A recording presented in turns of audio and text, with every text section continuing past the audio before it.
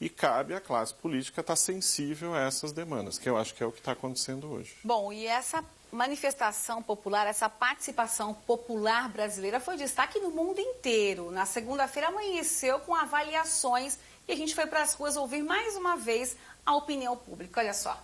Nas ruas do tradicional comércio de Sorocaba, na Praça Coronel Fernando Prestes ou na banca, o assunto é o mesmo que estampa pelo menos 5 jornais de circulação regional e nacional.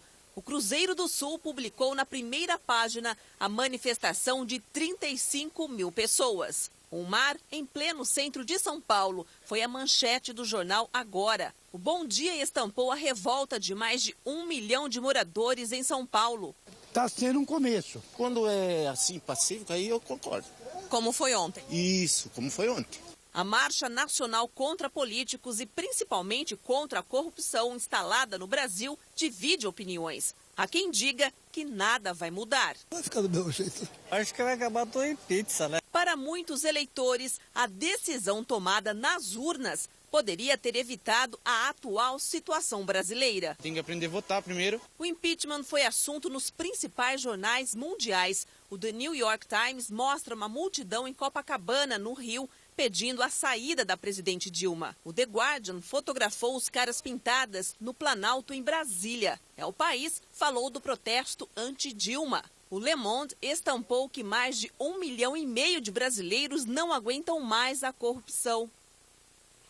Olavo, a pergunta agora é para você. Em relação a gente acompanhando essa reportagem, né, o mundo inteiro de olhos no Brasil com uma forma negativa, infelizmente, por conta da política. Como é que você vê essa questão? Será que as pessoas agora se preparam melhor para irem às urnas, independentemente seja para prefeito, governador, deputado? As pessoas vão repensar mais porque tão próximo da eleição e já um pedido de impeachment, né? Que a gente vai discutir isso aí ao longo do jornal. Mas como é que você vê essa questão?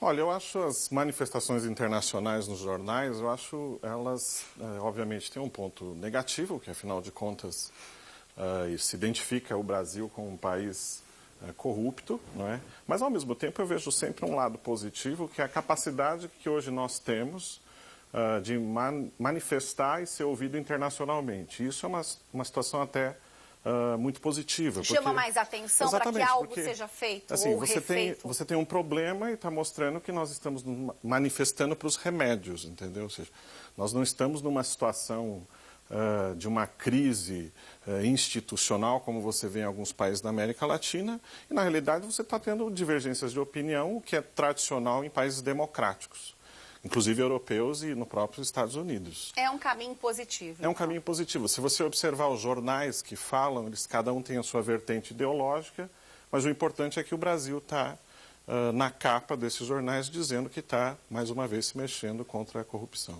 Bom, agora o meu questionamento vai para o Isídio, né? Como é que você vê essa questão, assim, o governo se manifesta diante das manifestações, essas manchetes que estampam o Brasil?